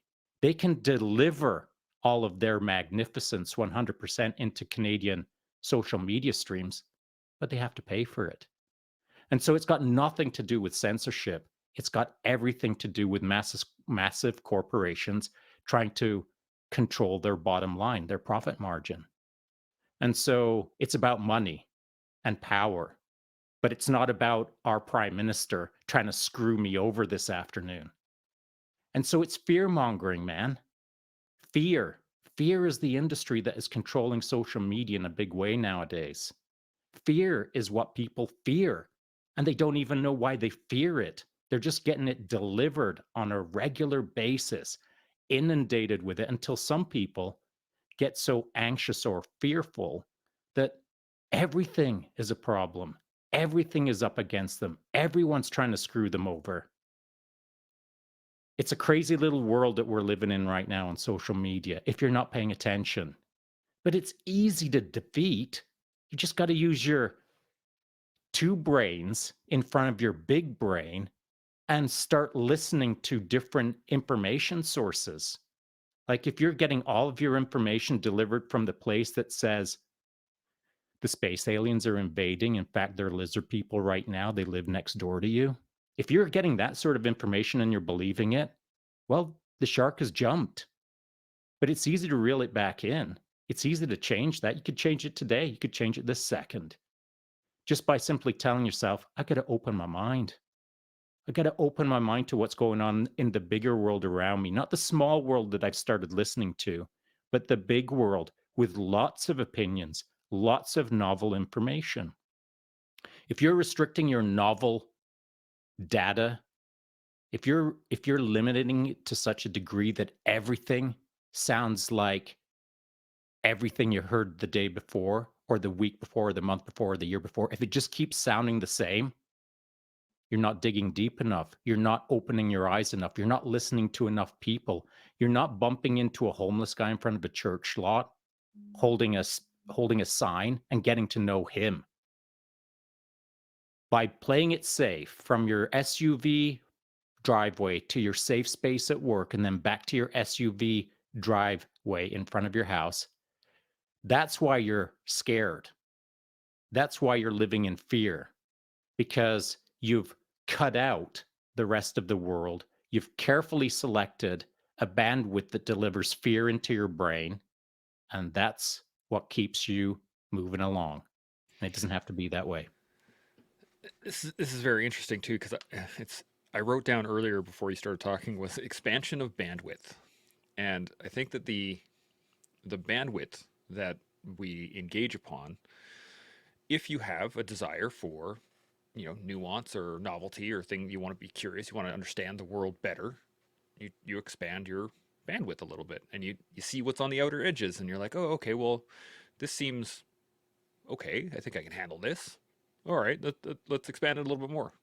And you keep expanding that bandwidth, and as you expand that bandwidth, uh, you have more to play with. So less things are fear-inducing. Less things are provide an emotional response. But what I think is happening, to your point, Sean, is the fact that as people try to expand their bandwidth a little bit, something scares them and then they shrink their bandwidth even more. So they're less than what they started with. And as that bandwidth shrinks, more things are on the extreme, which scares people more, which makes them shrink their bandwidth even more. And so there's this negative loop that closes that bandwidth up into a point that people are literally going from their home to their work. They're doing just enough work so they keep getting paid, and then they go back to their home and they just hang out there. But that's not really life in my view. I like doing things. I personally like doing things that are challenging enough that I'm not good at them right away, but I can see progress as I do it more. So BJJ was a great example. Even playing the piano, learning how to play guitar, these little things that hunting is another one that like every single one of these is a skill set that you can learn a bit more about every day if you choose to. But you could also you could listen to all of the horror stories. Well, this guy went hunting once and he got shot by another hunter because they were crossfires, and I'm never going to go out there. And then that turns into an anti-gun regulatory system that et cetera, et cetera, et cetera. You can see where the pathway kind of falls. So with that knowledge, with that capability, we have this beautiful system where we can talk to the world and people can listen to us and try to engage that thought. How do we break that cycle? How do we step in and pattern interrupt people and say, man, stop with the fear. Let's think about this a little bit more. Let's go do some research. Let's go to the library, read a book, talk to somebody. How do we drop a line in there? Clay, what do you think? Yeah, honestly, I feel a lot of the times that I'll use Sean's example of like conspiracy theorists, or and it a lot of times it seems like to me that it's almost easier to believe that there's this answer that someone's giving me, that there are reptilians, I'm just using this as an example, that come from the under earth, and that's why, you know, we have gravity, or whatever. You could say a million things. That's almost easier than saying it's just all unknown. It's just all uncertain. There's no answer to any of this. Why is, you know, the Canadian government doing this and that? Well, I know why, because of this, and that gives you something to stand under. It gives you a foundation of it gives you an answer to be fed, so that you don't have to think about it, because chances are it's probably just uncertainty and money, and there's really not much more to it. And if you don't want that answer, you're going to conjure up and create something that makes the world seem like you know it and you have the answers to it, even though sometimes it's more crazy what answers you're coming up with. So it's to me, it really is just understanding that sometimes there are no answers, and things just are the way that they are because of a corporation, or because of money, or because of X, Y, and Z reason. And if you're being fed your answers and you just want to find more of those answers and more of those answers, then you are no longer open-minded. You are the opposite. You are now closed-minded, and your closed-mindedness is just fear of the uncertainty. And everyone fears that. I don't say that like I don't fear uncertainty. I absolutely do. But that reality of what uncertainty is and means, I'm not trying to escape it with spoon-fed answers. I'm doing what Sean does. I'm more curious about those answers, and I'm constantly looking for new real information, as opposed to just settling for the easier piece of data that someone's just feeding me, because fear is a way to keep people from thinking critically. If we're being real, it just really is. Absolutely. Sean, what are you thinking? I agree with all of that. And I think that one of the issues that is currently unfolding and has been for a while now is the rapid proliferation of nonsense, the rapid proliferation of garbage information, of innuendo or opinion that has no basis in reality. And here's why I think it is because the generations now, all of the generations, have got so used to the standard issue operating procedures of social media that when someone sends you something, it's super easy to click retweet or resend or push forward or like without any further thought, without any critical analysis. That's just not how I work. The moment that I saw this thing this morning about Bill C-18 and how our lizard overlords, to include the entire political system in Canada, is trying to screw us over. The moment that I saw that, I was like, how can anyone be that stupid? Let me try to figure out why they're that stupid. That's what I literally had to think. And so obviously, it took me 5 to 10 minutes to confirm that my critical analysis supported that that's just the biggest nonsense I've ever heard or read in a few days. So I just better make sure that people out there understand that if you're told something, it doesn't mean that it is hardcore fact. When you're told something, it's your responsibility to critically think what you've just been told, not to parrot, repeat it. We're given three brains. As you're looking at the person in front of you and they're talking, your two brains get to look at them. The big brain behind it gets to think about what you're looking at. And if you're simply accepting the data in front of you as 100% truth, then You're doomed to a life of fear where you will never be in control of your life because you're willingly and thoughtlessly accepting what you're being told. If you have no agency, if you feel that your life is being run by someone else, you've given away your agency.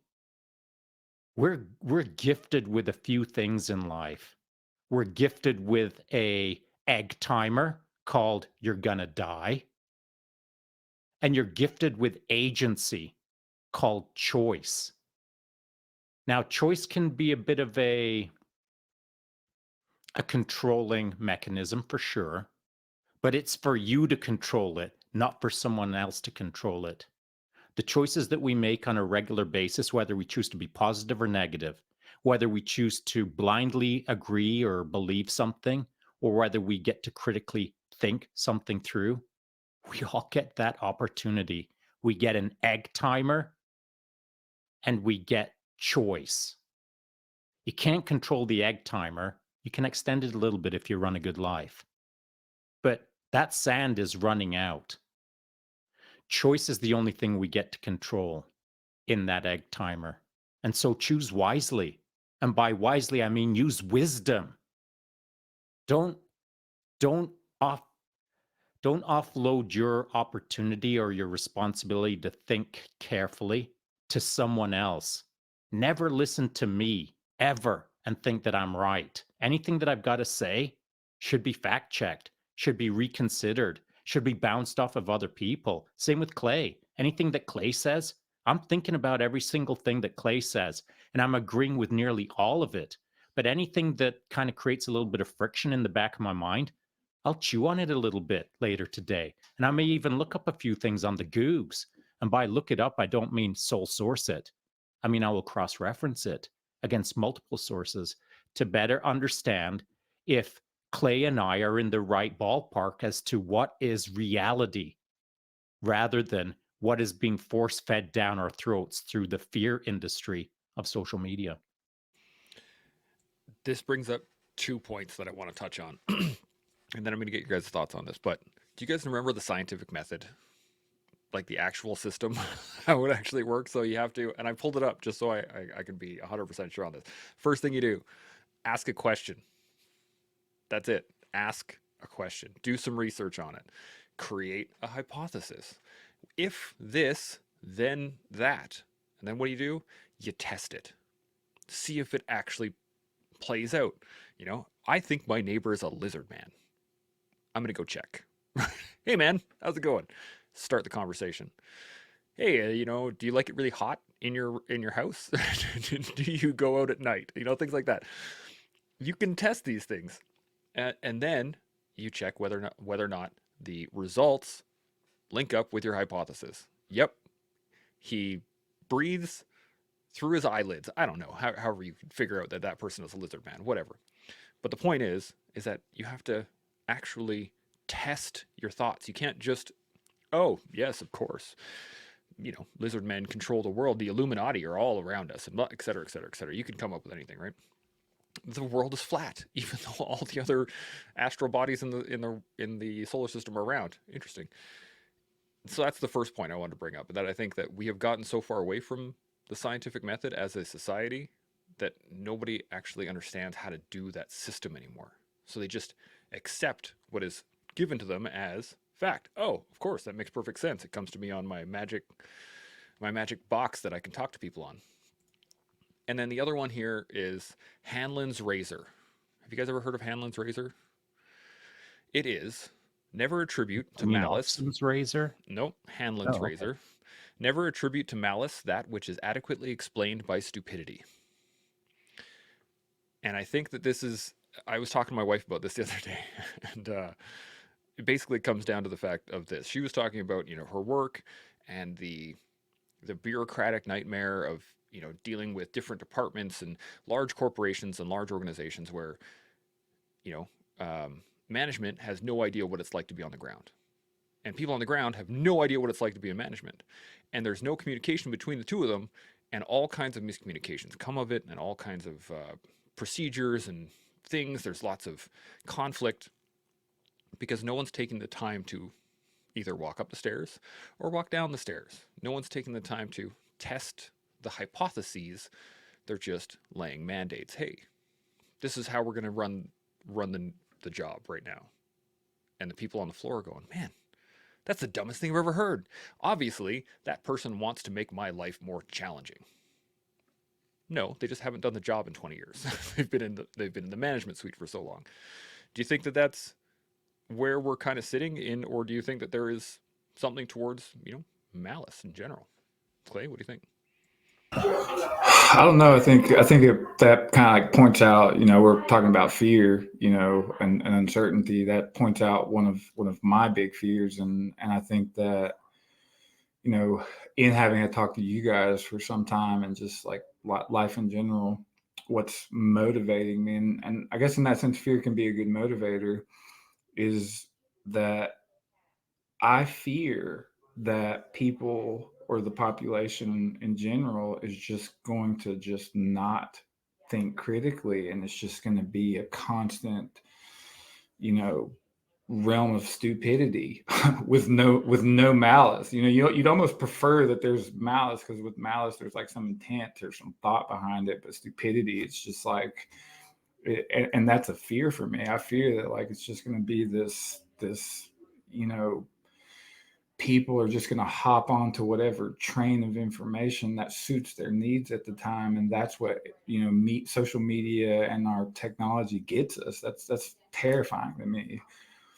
So it's kind of dystopic in that way of on one hand I want to believe that we're going to use this technology to answer questions and to talk to each other and to think critically, and then on the other hand I fear that it's going to be this, because inherently people are kind of lazy. I'm kind of lazy sometimes, we all have those moments. But if you're lazy on the information that you're getting just because it's easier, that's a hard thing to beat out of, not like literally beat them, but to overcome in a society, is easy information that suits everyone's needs that's being given all the time.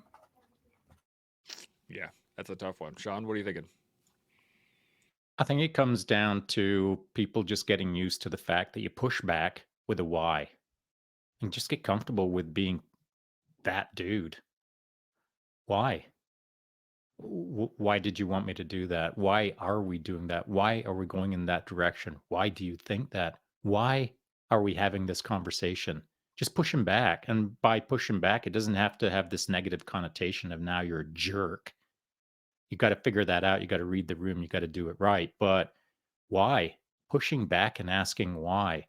And any of the nonsense that's being proliferated around the interwebs right now about any particular subject, like I'm not so bored that it's my full-time job to jump into conversations all over the interwebs and be the why guy.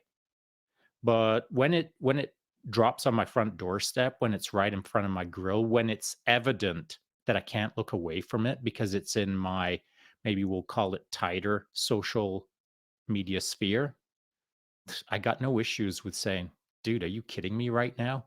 Why did you say that? So I got no problems with holding someone accountable. And I got no problems with having the fullness of the conversation after the fact, because I'll learn something in it for sure. I'll learn something about the individual. I'll learn something about the process. I'll learn something about how it went wrong, if they really do believe their neighbor is a lizard. And I'll learn something about myself and how to better communicate with that individual. So it's all win-win, all win-win. And yet somehow people don't see it as a win-win. They see it as, well, I'd feel uncomfortable if I asked that person to explain their lizardness. It's easy to do. It is really easy to do, to fall into the pattern of almost fearing fear to a degree where you fear having the conversation. Fear just becomes such a reality that you wouldn't even second guess it. Now fear is the reality because you just don't want to be uncomfortable talking about fear. I got no problems with that, and I think Everyone has the right to manage their lives however they want to live it. But if you're proliferating information about lizard people taking over your neighborhood, just know that I'll hold you accountable. And I think everyone should hold everyone accountable as to the why did you say that? Mm. That's exactly what a lizard person would say. I think I want to get this out there is that to the point of there is going to be, for those that are that fearful, for those that have dove into the depths of, I was going to use the word, um, the silliness of it, but the extremity. Let's just say that it is into an extreme point of view. There's almost no way to interject on that, right? Because anytime that you're gonna come up and be like, "Hey, man, why do you think lizard people are in the neighborhood?" They're gonna be like, "You're one of them," and then it just leaps to that engagement of, "Hey, I wanna ask some questions." Well, now you're part of the problem because you're asking questions. You're supposed to just kind of accept what I'm saying because I obviously know. But the problem is that nobody really knows. I mean, you and I don't know. I've never genetically tested anybody in my neighborhood. They could be lizard people. Who knows? But I Yes, think, but by the scientific process that you were talking about, yes, it's easy when someone hits you with something, it's easy to say, why did you say that? Why did you think that? Oh, you think I'm a lizard person? Why do you think I'm a lizard person? Well, because you said you're not. Okay. Well, what if I would have said I am? Would you have disagreed with I am? So are you a contrarian or are you willing to have an open ended conversation with me right now? Which one do you want to do? Did you already decide that the entire world is lizard people, bro? Or do you want to talk about it? Because if you don't want to talk about it, it's cool. See you later, lizard boy. But if you want to chat about it, let's have a chat. Let's use the scientific process, the method by which we can if this, then that all day long. But in order to if this, then that, which is a large part of computer system engineering, by the way, you need to be able to see the pattern and ask the right question. You need to be able to read the room and ask the contrarian question sometimes to get it moving in a direction that now the world isn't all lizard people. So it's an interactive process that if someone says, "You're the lizard man," if you just accept that as that's an exclamation mark and that's the end of the conversation, you're part of the problem. But if someone accuses you of being a lizard man, you can at the very least say, what makes you think that? If this, then that. and so this is where I've got to go with this: is the fact that going back to our kind of the original origins of the conversation, the social responsibility. How much effort do you put into that? How much of your time do you then give to that person to run that process? Because they might not be hurting anybody, right? They could just be standing on a street corner with a sign that says the world is full of lizard people. Are they hurting anybody? Not really. Do they need any help? Maybe. I mean, that's debatable. But how, where does the social responsibility, personal social responsibility, where does that play into this whole scenario? Because we're talking about, some of the extremities of the internet, some of the extremities of the human condition. There's lots of ways we could play into this. How much of our time do we then spend on helping other people understand? Clay, what do you think? Yeah, it reminds me of a saying. I don't know where I got it from. I wish I did, but it says that if two people enter into the same conversation and they're not willing to be wrong, it's an argument. And like in that moment, like as soon as there's an argument, you know that you're just opposing views. It's going to get emotional, and then you might as well not even have the conversation. So I kind of the answer to what you're saying to me is if you can tell that neither person is really learning or getting anything out of it, it's time to know. Someone has to know to end that moment and that situation because no one's learning, no one's growing or getting any better in that moment. And once that's the case, there's just no reason to waste each other's time, in my opinion. Yeah. Sean, what are you thinking? Well, back to your lizard man bugging the neighborhood with his sign. If I'm seeing that on a pretty regular basis, the question I have to ask myself is, you're right, where is the harm? But maybe I build that out into, it is kind of irritating me because he keeps walking up to my front doorstep and briefing my kids on how the world is full of lizard people. So how far do you let it expand into your neighborhood? If you're not concerned about your um, property values, which is an entirely different conversation. If you're not interested in how it's scaring new home buyers away, if you're not interested in how now there's an element of 3 people standing on the sidewalk supporting the lizard man with his posters, now there's 12. Now there's an unlawful gathering marching up and down the street briefing your kids. Like, how far do you want to let it go? Now these are all extremes, of course. So at what point do you get involved? Do you let it unfold to its natural, now there's 1,000 people marching up and down your street? Or do you get in front of it with the one dude who's formed the pattern of, I probably don't need this in my neighborhood because my kids. And so once you make the realization that you don't want this to unfold into something more problematic, I myself like to get involved. I'm going to approach that dude and say, hey, what's up, buddy? How you making out? What's going on here? I want to know more about them. As I've already described, I punch into the past, I punch into the future. I try to see what I'm going to do in the now to make things better. Better for everyone. Give, get. Better for me, better for him. Better for the neighborhood, better for the world. And so it's not so much about me getting him to move out of my neighborhood to the next neighborhood and hassling them. It's about getting that dude to a place where he's maybe doing better, whatever that means. And I mean, let's make no bones about it. He's probably not a lizard man. And so, how to move him from that belief to more of a I'm a human being? That doesn't have to turn into your full term project. That doesn't have to be now Lizard Poster Man is my full time job. Not at all. There's so many things that we can invest our time into other than the Lizard Man. But to the point, risk reward or give get or control your environment or whatever you want to categorize it as, there's things that you can't turn a blind eye to either. And so sometimes those things that you can't turn a blind eye to will take up more of your time than they should. And if you could have used that time to invest in other places, the world would have got more of a reward. So to scale, if I give Lizard Man an hour or I give the internet an hour, there's better scale to the internet than there is to the Lizard Man. But that's life, man. Every once in a while, you got to make your choices, and they're not always optimal or efficient, but it's the right thing to do. And that's my thought. I agree with you, and I'm going to play devil's advocate on this a little bit in the fact that I would say that there, in terms of the political spectrum and the things that are going on in the Western world right now, I think there are a lot of people out there that think they're doing what you just said.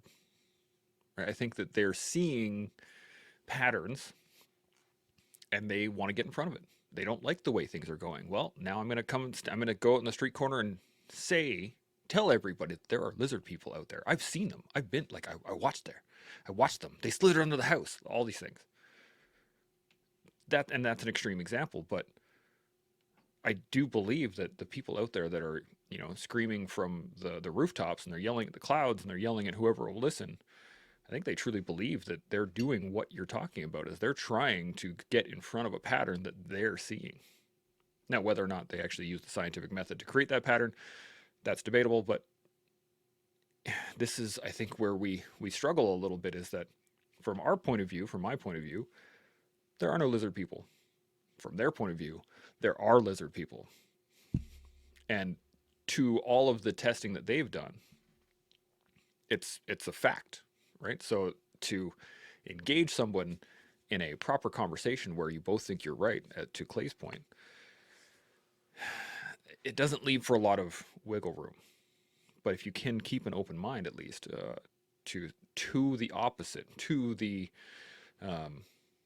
opportunity that you might be wrong, then I think you can create a conversation. But outside of that, especially in our neck of the woods in North America, where less and less people are willing to accept they're wrong because our points of view are usually backed up by, we said it earlier, people that think like us, right? We're all in the collective. We all have these conversations on a regular basis because we want to know more. We want to expand our viewpoints. We want to learn more. We surround ourselves with people who are high achievers and are similar. Other people do that the same way in a different realm. You look at all of the groups, Ku Klux Klan, neo-Nazis. Now again, that's an extreme. You look at socialists, communists, things like it's all people that think the same, engaging in similar thoughts. So I don't really have a question on that. I just think it's a challenge that we're all facing right now, is that we're all kind of grouping together because we think alike, we act alike, we do things alike, and it is a struggle to engage other groups that are on the extremity of what we think is normal. Now, I think we've been going for a little bit over 2 hours now. I really do appreciate the conversation. I think we could wrap it up with that. Any final thoughts, anything at all about anything we've covered, which has been quite a bit? Clay, anything still rattle around the back of your brain? No, just kind of answering or responding to what you're saying is that, I think it's good to have different thought processes out in the world, whether it's reptilians or space aliens or whatever it is. Like, I think all of those things are good, but there has to be an honest assessment of what is the ultimate outcome of what you're saying. And there's just a reality there. If the outcome of what you're saying is that we're going to, destroy an entire population of people, then clearly what your belief system is not useful to anyone, right? And that reality has to be expressed by other people, or at least realized. So, I really do fear that might be the case. Not necessarily like genocide in any form, but just that we will get too comfortable with not thinking honestly and critically about the outcome of certain groups of people and what they're really after. And I think that even inside of those groups, there should be a real, again, we'll go back to social responsibility. There's a social responsibility for individuals to take a second to think, or to punch in the past, punch in the future, like Sean says, and realize that the ultimate outcome of what we're all standing here for is probably not useful to anyone in the human race, species, whatever you want to call it. Absolutely. Sean, any final thoughts? Yeah, as you were describing divisiveness, Chance, you're right. It is North America is ripe with it right now, and it is a problem. And I think that a lot of it could be reduced, not removed, but could be reduced by simply looking someone in the eye and saying, "Why do you think that?" And maybe the follow-on question is, "What do you propose to do about it? What would be your solution?" And if they say something along the lines of, "Well, I'm going to demand more honest reporting in Canada," and how? And where's that budget coming from? Who's paying that tax to Meta so that Meta can do what they want within the Canadian space? Who are you now mowing lawns to pay for that, pal? Oh, no, you'd gladly redirect it from education or from social welfare programs, or would you like to take it from fisheries? Would you like to take it from the oil and gas industry? Where would you like that magical money to come from that is going to solve the problem for Bill C-18 and paying Meta their pound of flesh? And so if someone gets to relay out their strategy, well thought out strategy, it's an opportunity to say, really, you would you take money from high school kids to get an education to pay Meta? Interesting. Why do you think that? So I think that it really depends on how you can expand your conversation with someone, how you can not shape them or guide them, but at least throw some interjections in there that maybe pattern interrupt them. Because up until that point, chances are that they've just been re-clicking what is being clicked at them and given it zero thought. So really, I think the solution is to get someone to think a little bit deeper about their ideas. And it usually starts with, why do you think that? Then it's your job to tease it out, I suppose. And I think we all can. I really do. So that's my final thoughts. Yeah, I really really do. I agree with you guys, and I wanted to bring that up because I think it's an important point to think, to understand that other people have just as complex and thought-provoking thoughts as everyone else, and that it's not something that we can just assume like, oh well, that guy's just an idiot, doesn't know what he's talking about. Well, maybe he does. Who knows? But to your point, Sean, the first step in the scientific method is ask questions. And I think that's what we all need to do more often. Ask questions. And if you don't know what questions to ask yourself why and start there. And then ask some more questions from there so that you can continue to learn, you can continue to build upon that learning, and you continue to grow every day, which you can do with us here on The Collective. We'll see y'all next week. Gino. Hey Collective, Big Bird here. Thanks so much for watching the episode. Really appreciate the support. It has been fantastic recording these and having these conversations. I can't thank you enough. If you'd like to watch any other ones, please subscribe to the channel. And if you'd like to listen to another awesome convo, I got one right here. Your choice. Gino.